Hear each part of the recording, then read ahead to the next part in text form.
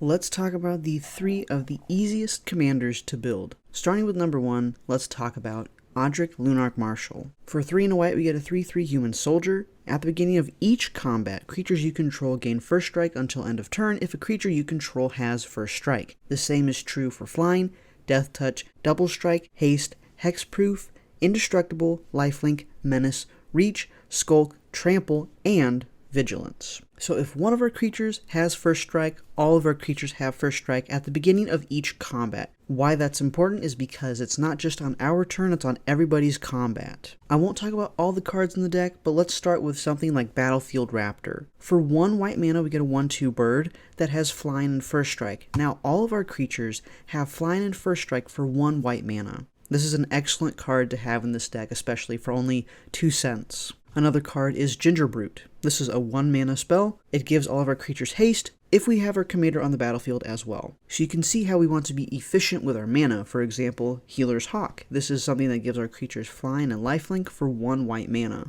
And then, of course, later down the line, if we have a huge amount of mana, we cast something like Zatalpa, Primal Dawn. This is an 8 mana Elder Dinosaur. It's a 4/8. It has flying, double strike, vigilance, trample, and indestructible. All very good things for our creatures. But as you may know, white does struggle a bit with card draw, so I have some ways to deal with that. First up is Dawn of Hope. This isn't a great card, but it can be a good card in this deck because we have easy ways of making all of our creatures have lifelink, or we have ways to gain life. So Dawn of Hope for 1 and a white. Whenever you gain life, you may pay 2 mana, and if you do, draw a card. There's also Endless Atlas. We can pay 2 mana and tap it to draw a card, but only if we have 3 or more lands with the same name, which all the lands are going to be plains, so that is an easy way for us to draw a card each turn. Mangara the Diplomat. No, this isn't a $20 card anymore. This is actually a $1.47 as of right now. It's a 2/4 with lifelink. Whenever an opponent attacks with creatures, if 2 or more of them are attacking us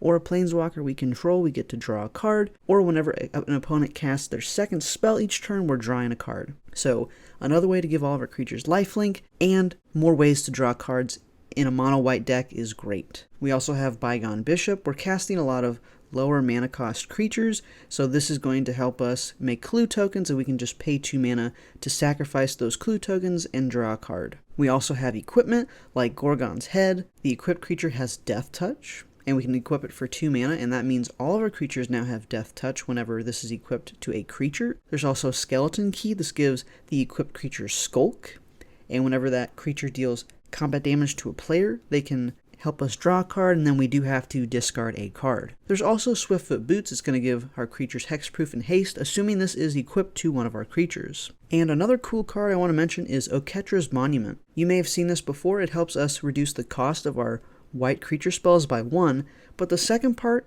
I think is even better. Whenever we cast a creature spell, we're going to create a 1/1 white warrior creature token with vigilance.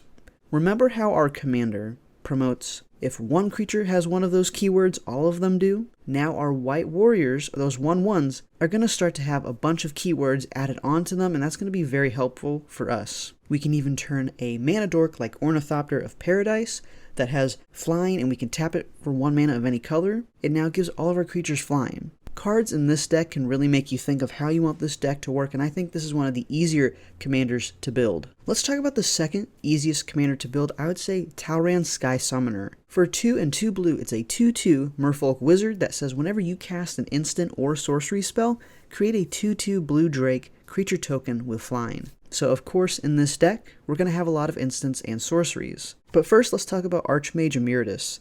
It has Magecraft that says whenever you cast or copy an instant or sorcery, draw a card. So already we're making a token and we're drawing a card from our commander and Archmage Emeritus. And since we're going to have a lot of drakes on the battlefield, let's talk about Distant Melody. Choose a creature type, so let's choose Drake, and we're going to draw a card for each permanent we control of that type. So this can get us 5 to 6 cards for 4 mana, or if we're later in the game, this can be very overwhelming. We draw a huge amount of cards. And assuming we do have too many cards in our hand, we have cards like Wizard Class. This is going to give us a no max hand size for 1 blue mana. We also have Windreader Sphinx. Whenever a creature with flying attacks, you may draw a card. All of our drakes are 2/2 flyers, so we're going to be drawing a lot of cards and even off of Wind Reader Sphinx when this attacks as well. But jumping into more sorceries, we have Compulsive Research. Target player will typically choose us. We're going to draw 3 cards, and then we have to discard 2 unless we discard a land. We also have Concentrate for 2 and 2 blue, draw 3. Curse of the Swine, exile X target creatures. For each of the creatures exiled this way, its controller gets a 2/2 green boar creature token, so we can get rid of some really big threats with this one. And we also have Rise from the Tides. For 6 mana, we get to create a tapped 2/2 black zombie creature token for each instant and sorcery card in our graveyard. Now let's talk a little bit about the instants. We have cards like Anticipate for 2 mana. It's an instant. We look at the top 3 of our library, put one of them into our hand and the rest on the bottom of our library in any order. We have Brainstorm for 1 blue mana, draw 3, put 2 from our hand on the top of our library in any order. We also have Consider. This is for 1 blue mana, Surveil 1, which means we're going to look at the top card and we can put that on our graveyard if we wanted, and then we get to draw a card. We also have Counterspell for 2 blue mana. We get to counter target spell. So whenever we have our commander out and we are countering our opponent's spells, we get to get a Drake off of that in addition to countering their spell. We get more tokens with cards like Murmuring Mystic and Whispering Wizard. Murmuring Mystic says whenever we cast an instant or sorcery, we're going to get a 1/1 blue bird illusion with flying. Whispering Wizard, sort of similar, but it's for non-creature spells. So this includes instant sorceries, artifacts, enchantments, so it's more widespread. And we're going to get a 1/1 white spirit creature token with flying, and this only triggers once each turn. So yes, more versatile, but it's only going to happen once each turn, which is important to note, but we can get at least 4 1/1s each turn if we're able to play instants on our opponent's turns. Speaking of instants, let's talk about Gandalf, Friend of the Shire. This allows our sorcery spells to be cast as though they had flash, so now sorceries can be instants, which is, again, very powerful. So overall, Talrand Sky Summoner, I would say this is a very easy deck to build. The third deck I want to mention is Krenko Mob Boss. We're going to create X 1/1 goblins, where X is the number of goblins we control whenever we tap Krenko. And Krenko only costs us 2 red, and it's a 3/3 goblin warrior. Why do I think this is easy to build? You just put goblins in your deck or ways to make goblins, and then you just cast your commander, tap it if it can have haste. If not, we'll find ways to untap it and repeat his ability over and over. Some goblins we have, for example, Goblin Motivator. It's for 1 red mana, it's a 1/1 goblin warrior. Target creature gains haste until end of turn, so we could cast this potentially the same turn we cast our commander, or 1 turn before it, and we can then tap our commander and get some more goblins. There's also Goblin Sledder. We can sacrifice a goblin and have target creature get +1/+1 until end of turn. There's Skirk Prospector. We can sacrifice a goblin and get a red mana. Again, I won't talk about all the goblins, but you get the idea. You just need them in your deck to make it happen. Some enchantments to note. I have Goblin Bombardment, so we can sacrifice a creature and it deals 1 to any target. Impact Tremors, whenever a creature enters the battlefield under our control, it deals 1 to each opponent. And we also have Shared Animosity. Whenever a creature you control attacks, it gets +1/+0 until end of turn for each other attacking creature that shares a creature type with it. Now, as we all know, red does struggle with card draw. So I have some ways to help us with that. We have Skull Clamp. We can pay 1, equip this to a creature that's a 1/1 hopefully, or at least 1 toughness. And when that creature dies, we draw 2 cards. And that's not a bad thing for us because Krenko is making so many goblins.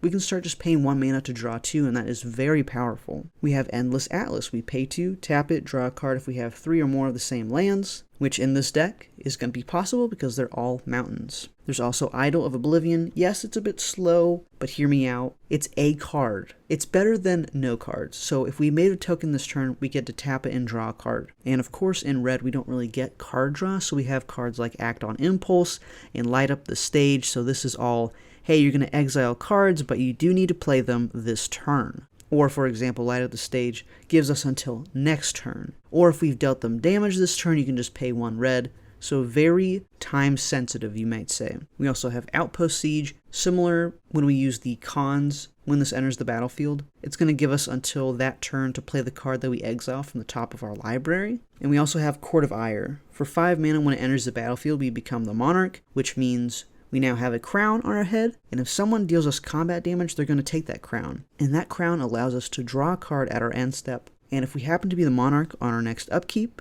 and every upkeep following, we get to deal 7 damage instead of the 2 to any target. We have 2 ways to untap our commander. We have Patriarch's Seal. and puppet strings. So we're able to untap our commander and get even more goblins, which is exactly what this deck wants to do. So what other commanders do you think are easy to build? Let me know in the comments. If you'd like to purchase any of these decks, I'll have them all in the description down below. Thanks for watching.